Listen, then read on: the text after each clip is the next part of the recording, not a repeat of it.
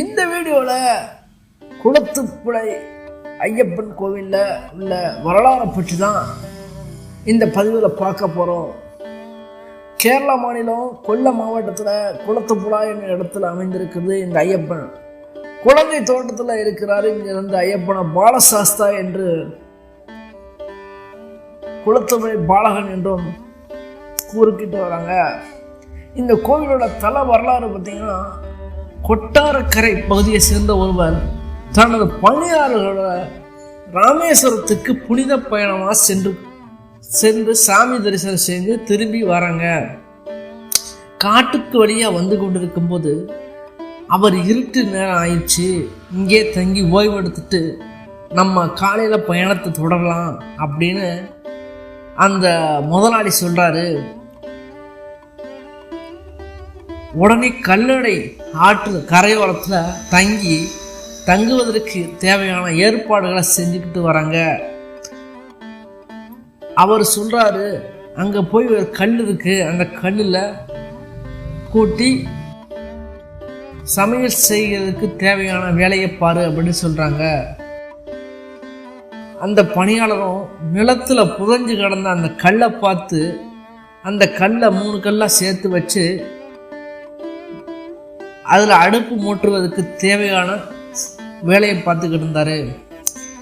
அங்கே கிடைஞ்ச 2 கல்லையும் எடுத்துக்கிட்டு போய் அந்த நிலத்தில் வச்சுருந்தார். 3ஆவது கல்லை எடுப்பதுக்கு போக முன்ன அந்த கூட ஒரு உதவியாளரை கூட்டு அந்த நிலத்தில் புதந்து கிடந்த அந்த கல்லை ஒரு பெரிய கல் எடுத்து கொண்டு போய் அடித்து அந்த கல்லை எடுக்கிறாங்க. அந்த கல் 8 துண்டுகளாக உடைஞ்சு போச்சு. உடனே போன எடுத்த துண்டுகளை கற்கள்லேருந்து ரத்த வழிய தொடங்கிடுச்சு. அதனை கண்டு அதிர்ச்சி அடைந்த பணியாளர்கள் மற்ற பணியாளர்களை அழைச்சிட்டு உடந்த கற்களை இருந்து ரத்த வழியும் செய்தியை சொன்னாங்க. உடனே உரிமையாளர் யாத்திரிகர் சென்று நடந்ததை தெரிவித்தார். அவர் உடைஞ்சு கிடந்த கற்களை ரத்த வழியும் நிறுத்த முயற்சித்தார். ஆனால் எந்த ஒரு முயற்சியும் கைவிட விடலை. உடனே ராமேஸ்வரத்துலேருந்து நான் அந்த கொண்டு வந்த தீர்த்தத்தை கற்களில் தெளித்தார். உடனே கற்கள்லேருந்து வழிஞ்ச ரச்சம் நின்று போச்சு. அப்போ தான் யாத்திரிக்கு உடந்து கிடப்பது சாதாரணமான கல் இல்லை, அந்த கல் பரசுராமால் நிறுவப்பட்ட சர்மசாஸ்தாவோ ஐயப்பனோட உருவம் என்பது தெரிய வருது. அசரீரி சொல்லுது. அதனை தொடர்ந்து அவர் ஐயப்பன் நினைத்து வணங்கி தனது பணியாளர்கள் தெரியாமல் செய்த தவறை மன்னித்து வேண்டிக் கொண்டார். பின்னர் தனது பணியாளர் செய்த தவறுக்கு பரிகாரமாக இந்த இடத்துல ஒரு கோவில் கட்டணும், ஒரு அசரீரி ஒலிக்குது. அது ஐயப்பனோட அசரீராக அவர் கேட்டுக்கொண்டு நடந்து அந்த இடத்துல கொட்டாரக்குறை மன்னரோட காதுக்கு போது மன்னர் பிராமணரின் அவரை அழைச்சிட்டு கோயில் கட்டுமான பணிக்கு தேவையான நிலத்தை வழங்கி மற்றும் பொருள் உதவிகளை செய்தார். இந்த கோவில் தல வரலாறு இதைத்தான் சொல்லுகிட்டு இருக்கு. இந்த கோவில் பந்தல மன்னரால் கட்டப்பட்டது என்று இவ்விடத்தை யாத்திரிகர் கண்டறிந்து சொன்னார் என்ற மற்றொரு வரலாறும் நமக்கு சொல்லப்படுது. கோவிலோட அமைப்பு பார்த்திங்கன்னா, கேரள கட்டுமான அமைப்பில் கட்டப்பட்டிருக்கும். இக்கோவிலின் கருவறை ஐயப்பன் பாலகன் வடிவில், அதாவது பாலசாஸ்தாவாக இங்கு காட்சி தராரு. குளத்துப்புழை பாலகன் என்று நம்மளை அழைக்க வைக்கிறாரு. அந்த உடைந்து போன 8 துண்டுகளை வைக்கப்படும் இந்த கோயில் கருவறை நுழைவாசலில் சிறுவர்கள் செல்லும் அளவிற்கான உயரத்தில் தான் இந்த கோவிலோட நுழைவாயில் இருக்குது. இந்த கோவிலோட நுழைவாயில நாகராஜ சன்னதி மற்றும் எச்சிகள் சன்னதிகளும், சிவபெருமான் சன்னதி மற்றும் விஷ்ணு, கணபதி, பூதத்தான், மாம்பழத்துறை அம்மன் என்று பல சன்னதிகளோடு சேர்த்து கருப்பசாமி சிலைகளும் நிறுவப்பட்டிருக்கு. இங்கு ஐயப்பனுக்குரிய அனைத்து சிறப்பு நாட்களிலும் வழிபாடுகள் செஞ்சு பூஜை செய்கிறாங்க. இந்த வழிபாட்டின் போது கருவறையில் வைக்கப்பட்டிருக்கும் மூலவர் சிலையாக கருதப்படும் 8 கற்களும் ஒன்று சேர்ந்து வைக்கப்பட்ட இதற்கு பின்னாடி 8 கற்களும் ஆகமான இடத்துல வைக்கப்படப்படுகின்றன. மலையாள நாட்டின்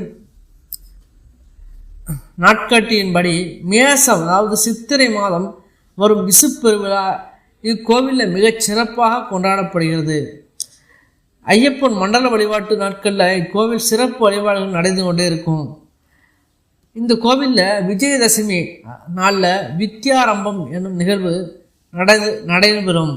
இக்கோவிலில் பள்ளியில் சேர்வதற்கு புதிதாக சேர்வதற்கும் குழந்தைகளுக்கு எழுத்து பயிற்சி அளிக்கப்படுகிறது.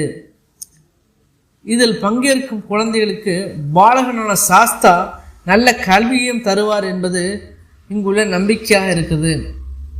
இங்குள்ள எச்சி அம்மனை சன்னதி முன்பாக தொட்டில் கட்டி வழிபாடு செய்தால் விரைவில் நமக்கு குழந்தை பரம் கிடைக்கும் என்பது உறுதியான நம்பிக்கையாக இருக்கிறது. கோவில் வளாகத்தில் நாகராஜரை வழிபடுவதற்கு நாகதோஷம் போன்ற தோஷங்கள் நீங்க என்பது மிகவும் பெரிய நம்பிக்கையாக இருக்கிறது. கோவிலுக்கு அருகில் உள்ள கல்லடை ஆற்றில் மீன்களுக்கு பொறி வாங்கி போட்டு தீராத நோய்கள் தீரும் என்பது மற்றொரு நம்பிக்கையாகவும் நிலைவருது. ஐயப்பனுடைய 5 தோற்றங்கள் நமக்கு என்னன்னு தெரியும். மனித வாழ்க்கையை 5 பருவங்களாக அதாவது சாஸ்திரங்கள் பிரித்து சொல்கின்றது.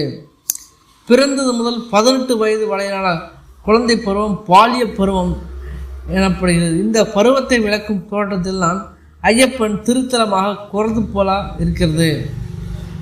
19 முதல் 35 வயது உள்ள இளமை பருவம் யவன பருவம் என கூறப்படுகிறது. இந்த பருவத்தை விளக்கும் தலமாக ஆரியங்காவு அதாவது இருக்கிறது. 36 முதல் 55 வரை குடும்பத்தினருக்கான பருவம் கிரகஸ்த பருவம் எனப்படுகிறது. இப்பருவத்தை விளக்கும் ஐயப்பன் தலமாக அருள்மிகு அச்சன் கோவில் அமைந்திருக்கிறது. 51 முதல் 85 வரையிலான துறவு நிலை வானப்பிரதஸ்தம் எனப்படுகிறது. இப்பருவத்தை விளக்கும் ஐயப்பன் நமக்கு எல்லோருக்கும் தெரிந்த நம்மளை காக்க வைத்துக் கொண்டிருக்கும் 86 வயதுக்கு மேலே ஏகாந்த நிலை என கூறப்படுகிறது. இந்த ஏகாந்த நிலையை காந்தமலை என்கின்ற விளக்குறது. அது மட்டும் இல்லாமல் இந்த கோவிலில் மற்றொரு திருவிழா மிகவும் பிரசித்தி பெற்றதாக இருக்கும். அதுதான் மீனூட்டு திருவிழா அப்படின்னு சொல்லுவாங்க. குளத்துப்புள்ளை ஐயப்பனின் அழகில் மயங்கி மச்சக்கண்ணி என்ற ஒரு பெண் அவரை திருமணம் செய்து கொள்ள விரும்பினாள். ஆனால் ஐயப்பன் அவரை திருமணம் செய்து கொள்ள மறுத்து விட்டதா என்பதால் அவள் உங்களை பார்த்து கொண்டே இந்த பகுதியில் வாழும் வரத்தையாவது எனக்கு தர வேண்டும் என்று ஐயப்பனிடம் மன்றாடி வேண்டினாள்.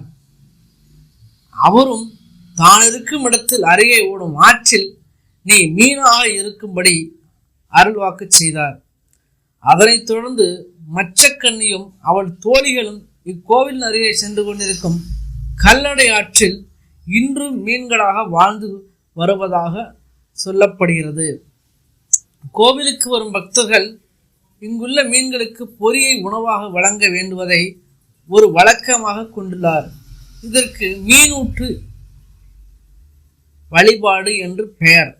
இந்த ஆலயத்தில் தினமும் காலை 5 மணி முதல் நண்பகல் 12 மணி வரையிலும் மாலை 5 மணி முதல் இரவு 8 மணி வரையிலும் பக்தர்கள் தரிசனத்திற்கு செய்வதற்காக திறந்து வைக்கப்பட்டிருக்கும்.